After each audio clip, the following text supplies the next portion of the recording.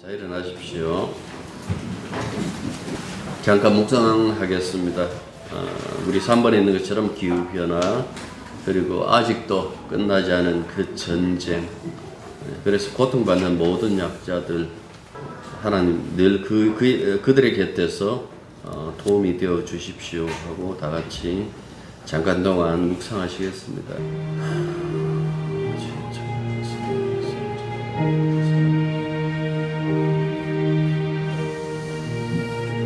모든 것이 변하고 모든 것이 아버지 하나님 혼란스러운 일들, 영원히 변치 않으신 하나님의 은총, 우리가 살아갈 수 있도록 도와주시고 감사드리고,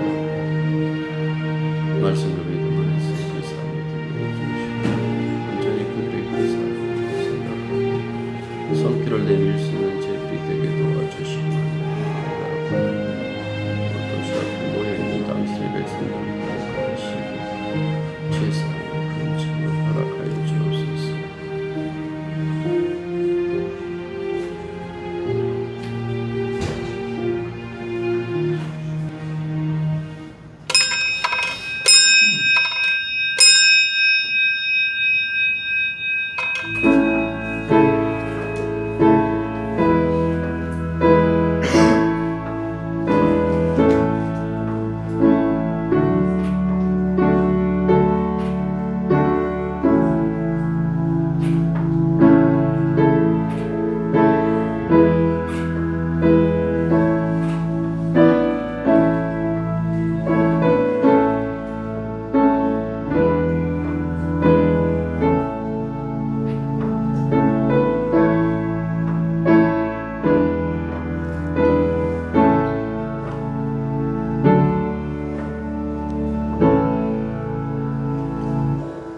우리에게 말씀하시는 아버지 하나님, 우리는 아버지의 말씀으로 말미암아 용서받고 그 말씀으로 치유받고 또한 그 말씀으로 회복합니다. 때로는 너무나 상스럽게 그렇게 고백할 때도 있지만은 이 고백이 얼마나 소중한가라는 것을 다시금 마음속에 깨달을 때마다 주의 말씀에 주목할 수 있는 저희들이 되게 도와주시고, 말씀하시는 하나님의 그 말씀에 늘 순종할 수 있도록 도와주시옵소서. 오늘도 주 앞에 모여있는 당신의 백성들을 기억하시고 말씀을 허락하실 때마다 주목하고 순종하는 저희들이 되게 도와주옵소서. 예수님 이름으로 기도드립니다. 아멘. 아멘. 예, 하나님 말씀은 디도서 3장 3절부터 7절까지입니다. 우리도 전에는 어리석은 자요, 순종하지 아니한 자요, 속은 자요, 여러 가지 정욕과 행락의 종노릇한 자요, 악독과 투기를 일삼은 자요, 가증한 자요, 피차 미워한 자였으나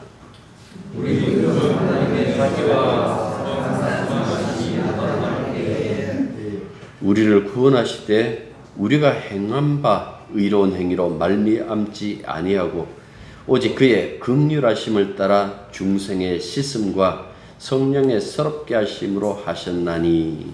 우리 주 예수 그리스도로 말미암아 그에게 그 생명을 풍성히 부어주소서. 다 같이요.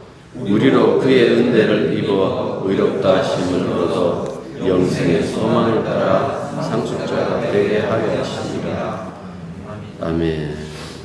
사도는 그 목에서 쓴 마지막 부분에 다시 한번 우리의 존재가 예전에 무엇이었는지, 그리고 지금은 어떻게 변화되었는지 전에와 지금은 하고 다시금 비교해 주고 있습니다.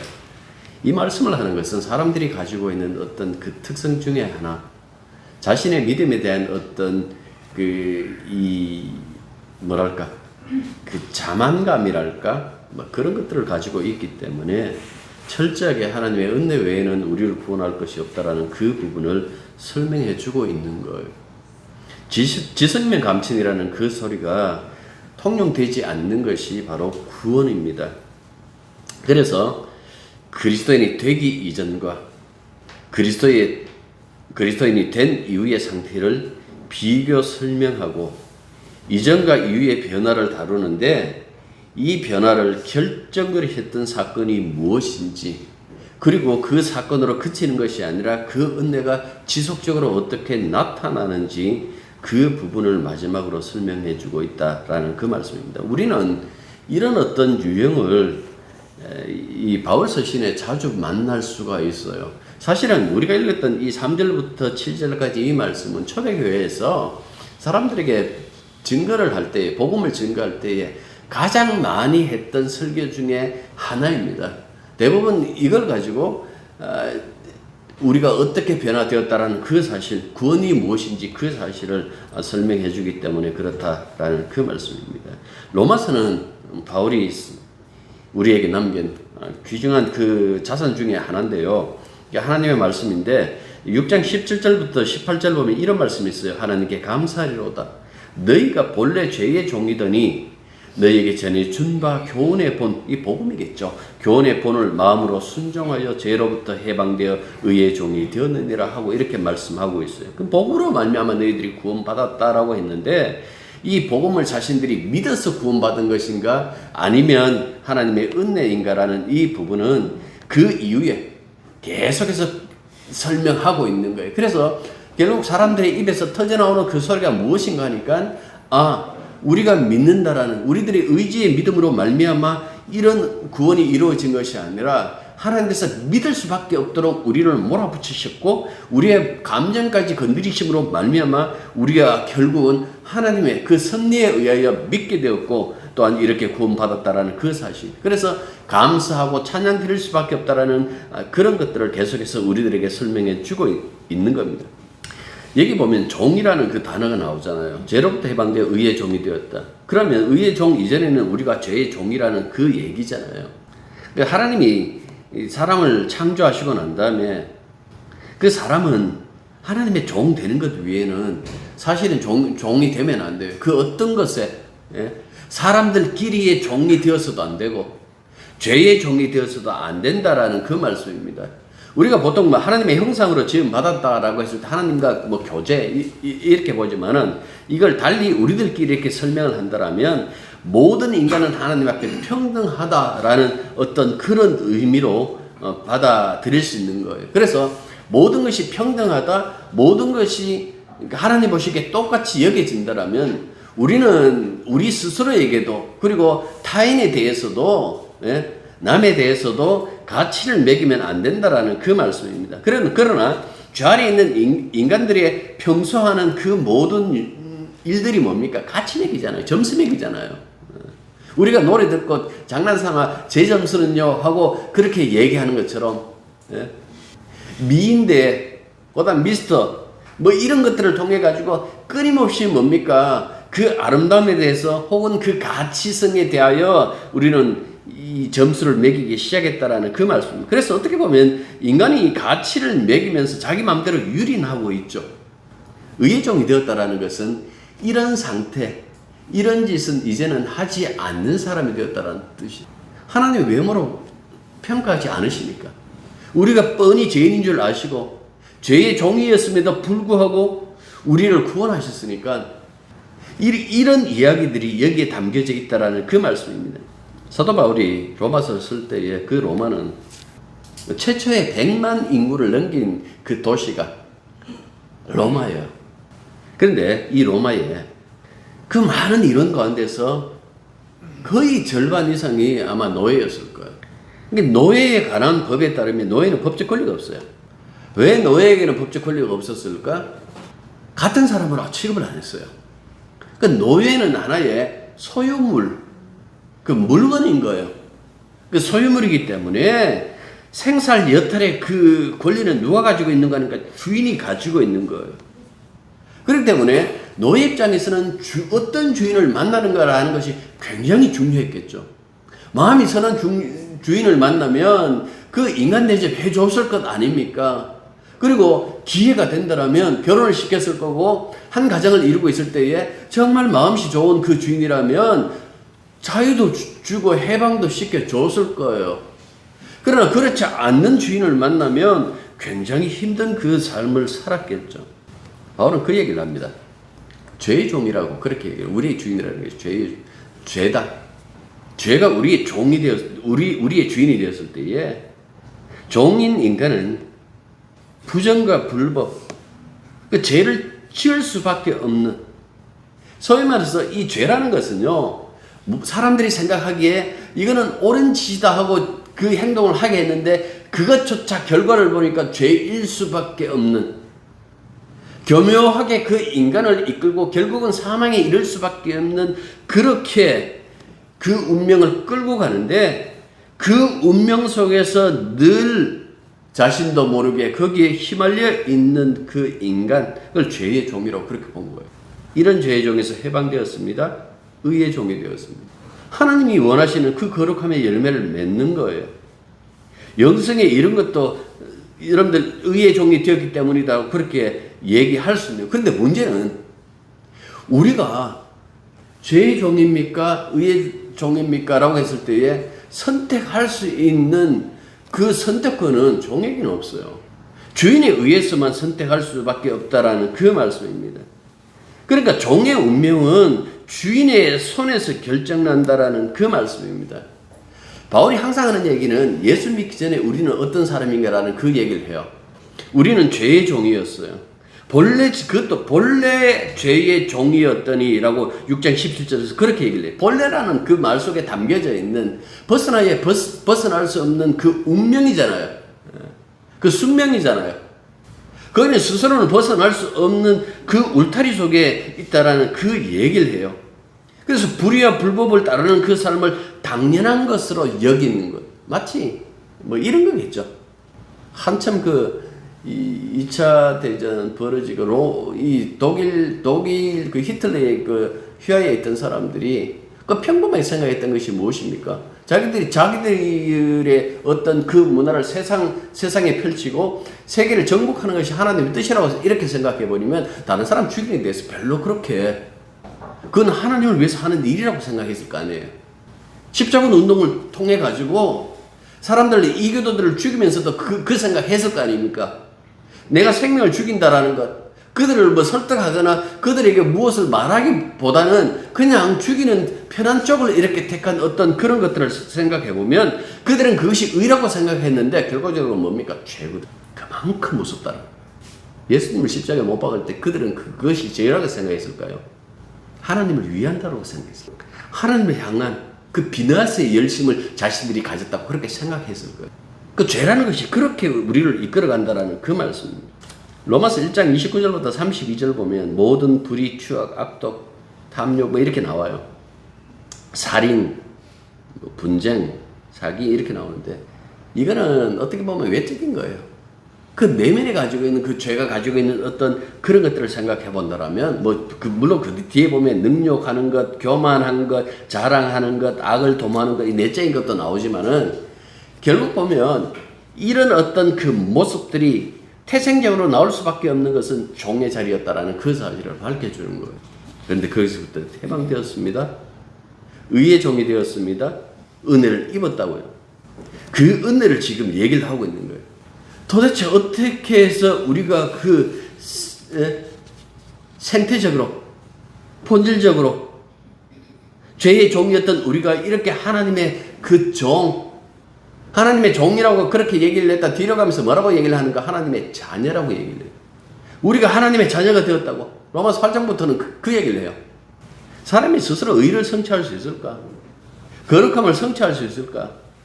죄로부터 해방되었다라고 이 6장 18절에서 그 얘기할 때에 해방이라는 그 단어를 수동태를 써요. 그 내 스스로 빠져나온 것이 아니다라는 그 말씀입니다. 의에게 종이 되었다.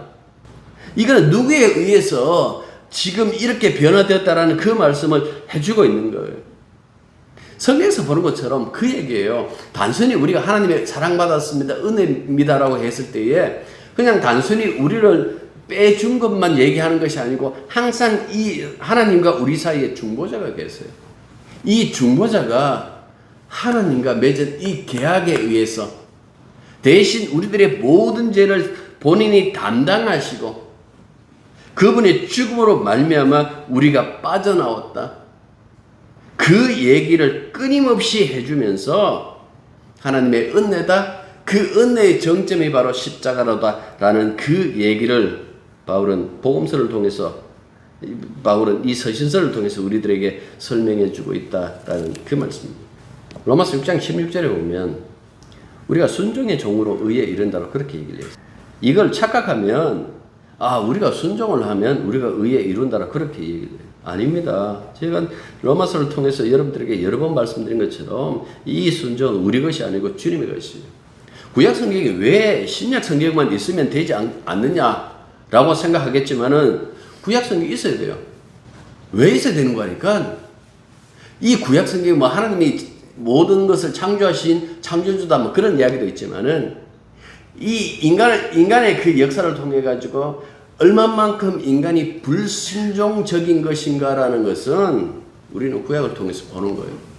끊임없이 불순종하는 그 모습을 보는 거예요. 끊임없는 하나님의 사랑과 그럼에도 불구하고 끊임없이 불순종하는 그 인간의 모습을 보여주는 거예요.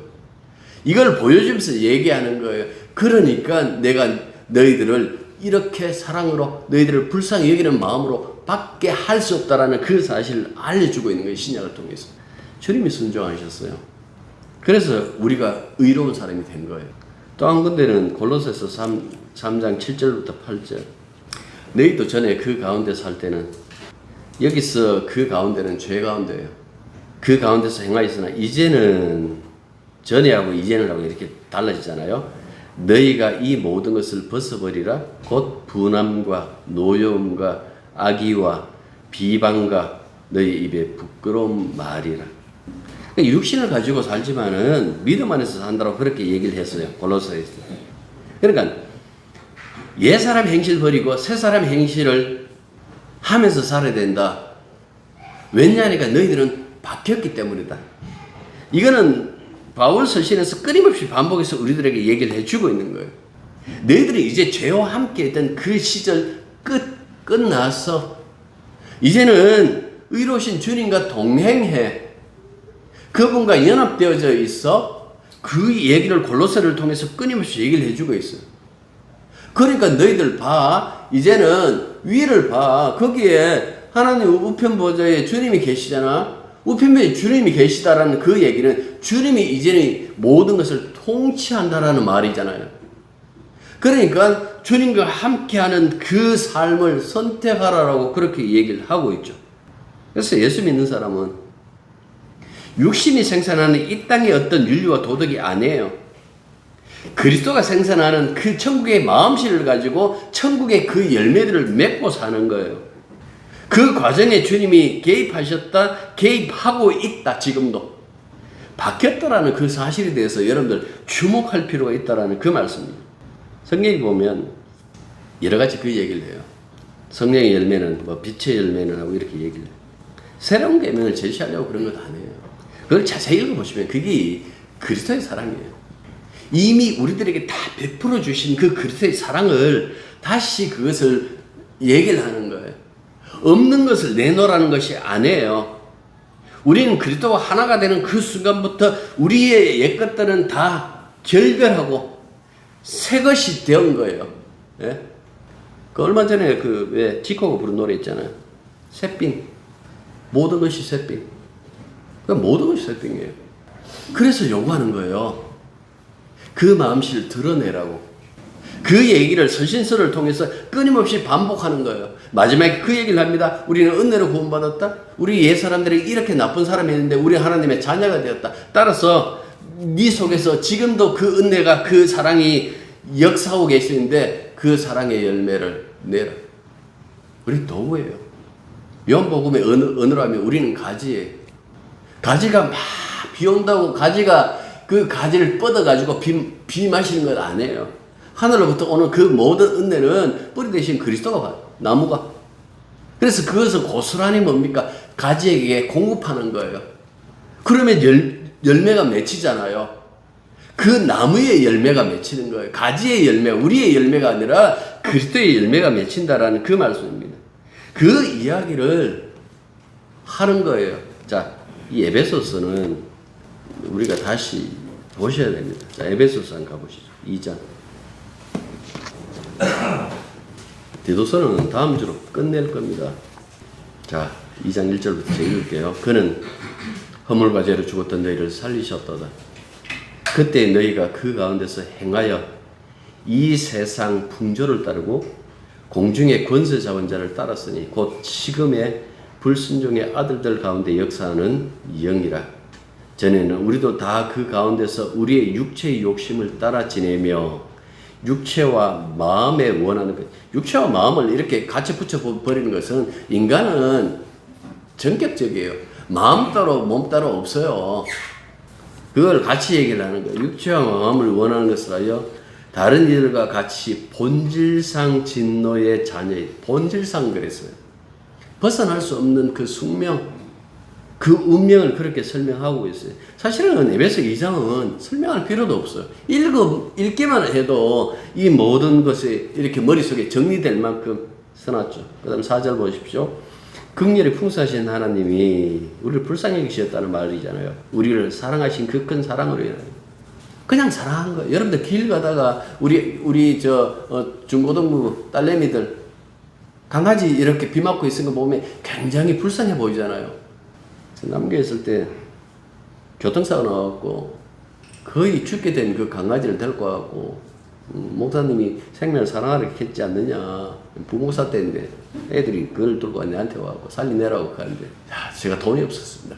돈만 있으면 걔 데리고 동물병원 갔을 건데 그 당시만 하더라도 2000년 전이니까요.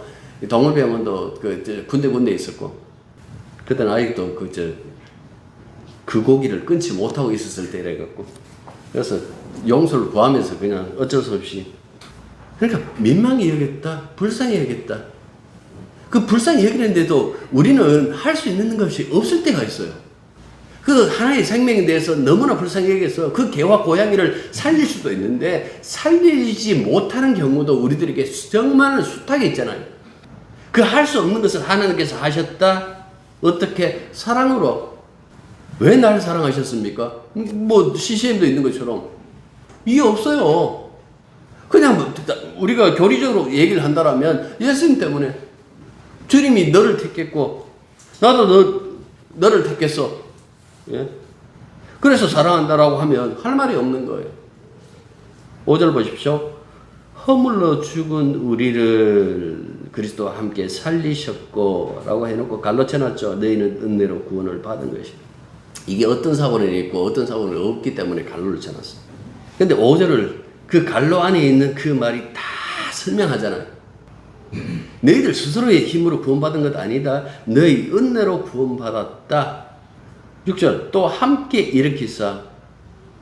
여기서 함께라는 것은 예수님 얘기예요. 로마서 6장에 이 그리스도와 함께 십자가에서 죽고 그리스도와 함께 살아나는 것. 예? 그 얘기를 지금 이렇게 함께 일으키사 그리스도 예수 안에서 함께 하늘에 앉으시니 3절, 2절, 3절에 있는 것과 6절을 한번 비교해 보십시오. 도대체 무슨 일이 벌어진 거야? 무슨 일이 벌어졌길래 우리가 지금 이런 호화, 이런 영광을 누리고 있는 거야? 7절에서 설명하는 이는 하고 설명을 안 해요. 그리스도 예수 안에서 우리에게 자비하심으로써 그 은혜의 지극히 풍성함을 오는 여러 세대에 나타내려 하는. 그러니까 그 은혜라는 것이 이렇게 우리가 예수 안에서 은혜로 말미암아 그 자비하심, 우리를 불쌍히 여기는 그 마음으로 말미암아 우리가 구원받았다. 8절 보십시오. 다시 설명합니다. 너희는 그 은혜를 인하여 믿음으로 말미암아 구원받았는데 이것은 너희에게서 난 것이 아니라 하나님에서. 무엇이요?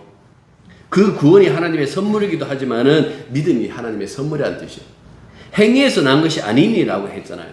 그러니까 우리의 믿음이라는 것이 우리들의 행위에서 난 것이 아니다. 나는 정말 의지력이 강하거든요. 그래서 나는 한번 예수 믿기로 시작하면 절대로 안 바꿀 거예요. 여러분들 그게 아니란 뜻이에요. 구원받은 사람들 입에서 이렇게 터져나오는 거예요. 하나님 사랑이었네. 늘상 이랬다 저랬다. 이놈의 내가 가지고 있는 믿음이라는 것이 믿음이라고 내가 그렇게 자랑했던 것들이 이렇게 내 환경에 따라서 늘 변하는데 그럼에도 불구하고 이 구원이 안정적인 것은 사랑이었네요. 은혜였네요. 그 다음 보십시오. 이는 누구든지 자랑하지 못하게 합니다. 자랑하지 못하게 합니다. 그래서 교회에서 자랑 못하는 거예요. 자기 믿음 자랑 못하는 거예요. 우리는 다 자기의 그 역할을 맡았을 뿐에 우리는 그리스도의 믿음을 공유하고 있고 그분의 그 능력을 공유하고 있고 다만 우리가 이 육체를 입고 주님이 오실 때까지 신령한 몸을 입을 때까지 하나의 교회로 이루고 있을 때에 어떻게 하는 거 하니까 우리가 받은 그 역할대로 해요. 때로는 잘못할 때가 때로는 아니고 잘못할 때 더 많겠지. 더 많음에도 불구하고 이렇게 유지되는 것은 그 연합한 그 그리스도의 그 의 때문에 의로움 때문이라는 그 사실을 이 사도 바울은 끊임없이 그 얘기를 해요. 그래서 바울이 자기를 고백할 때에 이 고백하는데 전혀 부끄러움 없이 해요. 뭐라고 해요? 나는 죄인 중에 괴수로다. 이렇게 고백하고 거기에 좌절하지도 않아요. 우리는 늘 우리 자신에게 연민을 가지죠. 때로는 그 연민을 가지고 나에 대해서 어떤 데는 막 미워하기도 하고 어떤 데는 자랑하기도 하고 어떤 데는 싫어 넘어지기도 하지만은 사도 바울은 이 부분에 대해서 이렇게 얘기를 해요. 나는 죄인 중에 괴수로다. 그런데 그렇게 얘기하면서도 거기에 절망도 안 해요. 왜? 자기를 쳐다보는 것이 아니라 주님을 쳐다보니까 그 깊은 사랑이 늘 넘치고 있는 것을 보고 있거든요. 여기 보면 5절 보십시오. 허물로 죽은 우리를 이렇게 얘기를 해서 죽었다. 이게 시체에서 유래돼요. 네크로스라는 이 죽었다라는 이 단어 자체가 시체, 네퀴스라는 이 단어에서 유래해요. 그런데 죽었다라고 하면 아무것도 할 수 없는 몸뚱이 생각하잖아요. 그게 아니에요. 능동적이고 적극적인 죄의 삶을 살아가는 거예요. 여기서 죽었다라는 것은 하나님하고 생명의 원천이시잖아요. 우리를 지으신 분이시잖아요. 그분과 상관없는 인생을 살았다라는 이야기. 무의미하다라고 했을 때에 나는 열심히 살았는데 그 삶 자체를 하나님과 원천이신 하나님과 분리된 그 상태에서는 뭡니까? 무의미하다라고 얘기를 하죠. 그걸 다른 표현으로 하면 죽었다라고 표현해요. 12절 보십시오. 명확하죠. 그때에 너희는 그리스도 밖에 있었고 단절되어 있었기 때문에 이스라엘 나라 밖의 사람이라. 약속의 언약에 대해서는 외인이요 세상에는 소망이 없고 하나님도 없는 자, 하나님도 없다라는 이걸 갖고 죽은 자라고 이렇게 얘기해요. 하나님이 없다라는 말 다른 말로 하면요 생명이 없다라는 이야기예요. 여러분들 우리가 지금 달고 있는 이거는 이 목숨은 하나님 눈에 생명 아니에요. 이미 죽은 거예요. 뭐 흔히 오랫동안 많이 했던 그 예화 중에 하나가 뭡니까? 나무를 뿌리를 뽑아 놓으면 한동안 그 나무에 봄에 뽑아 놓으면 꽃도 피기도 해요. 뿌리가 뽑혀 있어도 가지고 보유하고 있는 그 수분도 있고 영양분도 있으니까 그렇게 한다고요. 그러나 결국 말라지죠. 모든 것이 다 죽죠. 생명의 원천이신 하나님과 분리되어 있는 그 삶은 죽은 삶이에요. 그 얘기를 하고 있는 거예요. 그런데 이런 우리를 다시 4절 5절 보십시오. 긍휼이 풍성하신 하나님이 우리를 사랑하신 그 큰 사랑으로 인하여 허물로 죽은 우리를 그리스도와 함께 살리셨고 너희는 은혜로 구원받은 것이. 긍휼이 풍성하신 이 앞에 보면 헬라 성경에 이렇게 보면 그러나 하고 대라는 이 접속사가 못 되어 있어요. 그러나라고 이렇게 되어 있어요. 이 그러나 속에 담겨져 있는 하나님의 사랑, 그 역전이 되어버린 중요한 전환, 그걸 시사하는 접속사가 그러나. 불순종의 아들들에서 하나님의 아들들로 극적인 전환이 일어났다라고 그렇게 얘기를 하고 있어요.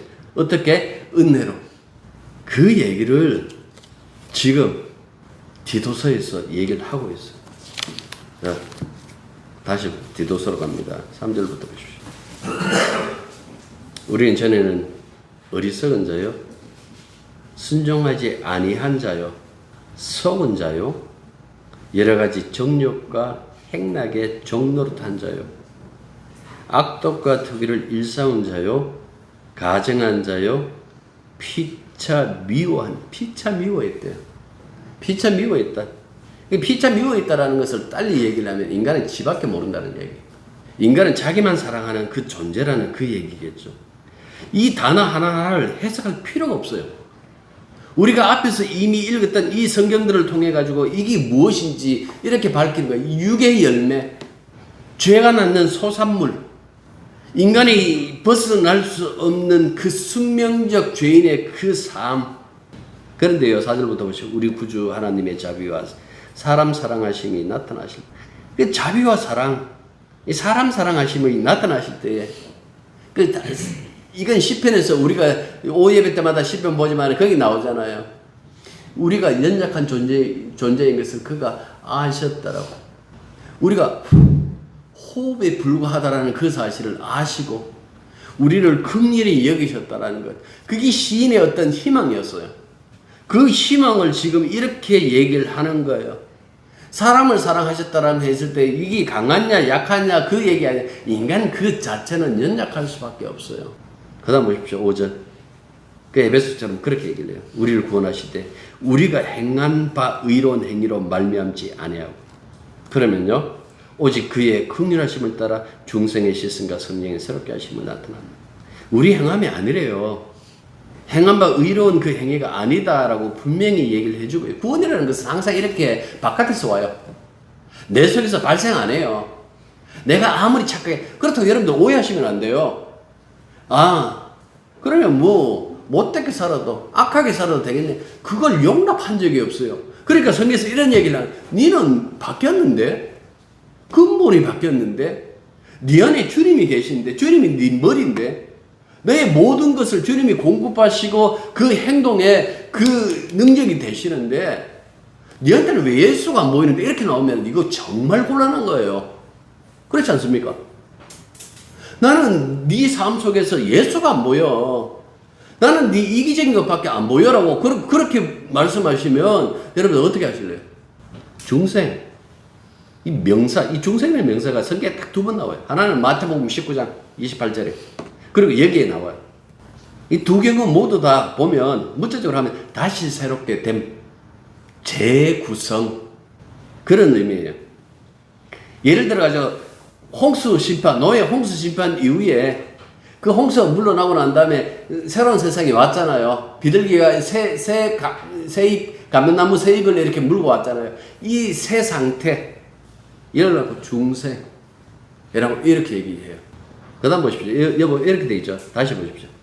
오직 그의 긍휼하심을 따라 보면 중생의 씻음과 성령을 새롭게 하심으로 여러분들 이게 단계가 아니에요. 옛날에 구원의 9단계라고 해갖고 막 암기하기도 하고 그렇게 하신 기억 나서요. 예? 이건 지금 구원의 순서를 얘기하는 것이 아니에요. 구원의 성격을 반복해서 설명하는 거예요. 그거는 우리가 새롭게 된 것이다. 전혀 새로운 것이다. 이건 우리가 할 수 있는 일이 아니고 성령이 하셨다. 성령이 예수님께서 이루신 모든 의를 가져와 우리들에게 적용시켜 준 거 값없이 그냥 준 거예요. 그 티켓 들고 우리가 천국 들어가는 거예요. 그리고 성령이 우리들의 보증이 되시는 거예요. 로마서에서 그 얘기를 하죠. 그런 말씀들을 통해 가지고 구원의 성격을 반복해서 설명하는 것이지 이 구원의 순서를 이야기를 하는 것이 아니다라는 그 말씀입니다. 자, 6절부터 보십시오. 우리 구주 예수 그리스도로 말미암아 우리에게 그 성령을 풍성하게 부어주사 이미 풍성하게 부어져 있다라는 그 얘기를 우리로 그의 은혜를 힘입어 성령이 갖고 그 의롭다 하신 영생의 소망을 따라 상속자 이 보십시오. 3절에 죄인으로 있었던 그때와 비교해 보십시오. 의의 상속자, 하나님의 상속자. 사람들이 난 가끔씩 이런 농담 하잖아요. 태어나고 보니까 나는 삼성가의 자식으로 태어났더라. 그걸 굉장히 그 행운일처럼 얘기하잖아요. 아니에요. 행운이라. 왜 그게 행운이야? 이걸 갖고 행운이라고 그런 거예요. 주와 함께 하나님의 후사가 되었다. 의의 상속자가 되었다. 이게 행운이에요. 이게 은혜를 주어졌다라는 그 말씀입니다. 어느 날 예수 믿고 난 뒤에 보니까 나의 실제가 다 성경에 기록되어져 있어. 이걸 살펴보니까 내가 하나님께 상속자가 되었네. 의의 상속자가 되었네. 하늘나라의 상속자가 되었네. 여러분 이게 진짜 행운이에요. 그 얘기를 하고 있는 거예요. 너희들 이렇게 변했다. 그러니까 세상 것 때문에 아웅다웅 하지 말고 그거 모두 다 포기하고 그냥 의의 자녀들답게 하늘에 있는 거 신뢰한 것도 사모하면서 살자. 그 잠깐이다. 우리 아까 찬송했잖아요. 기껏 해본들. 예? 우리 일평생 기껏 해보면 100년이 100년? 여러분들 앞으로 얼마나 더 살고 싶으세요? 그 얼마나 더 살고 싶더라도 생각해 보십시오. 이 히브리 단어 중에서 이거는 제가 오예부터 해야 되겠습니다. 이 우리가 가지고 있는 그 어떤 세월 갖고도 얘기할 수 없는 것. 그 영원한, 예? 그 하나님의 자녀가 되었다는 이것, 우리가 받은 은혜와 우리가 받은 사랑이다. 라고 그 얘기를 하는 거예요. 이러니 감사하지 않을 수가 있겠느냐는 거죠. 찬송하지 않을 수 있겠느냐는 거죠. 그 얘기를 지금 바울이 마지막에 기도를 통해서 지금 교회에다가 하고 있는 겁니다. 기도하겠습니다. 우리가 하나님의 스케줄을 따라 구원받은 그 은혜, 그 사랑이 얼마나 큰지 늘 잊고 삽니다. 하나님 말씀 보면서도 하나님의 스케줄을 따라서 읽는 것이 아니라 우리는 내 스케줄에 성경을 끼 맞추기 위하여 읽을 때가 얼마나 많았는지요. 주님만 자랑하라라고 했는데도 불구하고 우리는 우리를 자랑하기 위한 그 말씀의 공부, 그 말씀들을 가지고 그 놀았을 때가 얼마나 많았는지요. 주여, 오직 주님 뜻대로 모든 것이 이루어질 뿐이고 그 안에서 우리가 은혜를 입었다라는 이 사실을 깨닫는 그 순간 오직 주만 붙들고 주만 자랑하고 찬양할 수 있는 그런 저희들이 될 수 있도록 은혜를 베풀어 주시옵소서. 예수님 이름으로 기도드립니다. 아멘. 이제는 우리 주 예수 그리스도의 은혜와 하나님의 크신 사랑과 성령의 교통하심과 함께 동행하심이 진실로 하나님의 긍휼을 따라 구원받았음을 깨닫고 마음속으로 정말 절절히 그 사랑에 감사하며 살아가기로 다짐하는 당신의 자녀들 위해 이제부터 항상 함께 있기를 축원합니다. 아멘.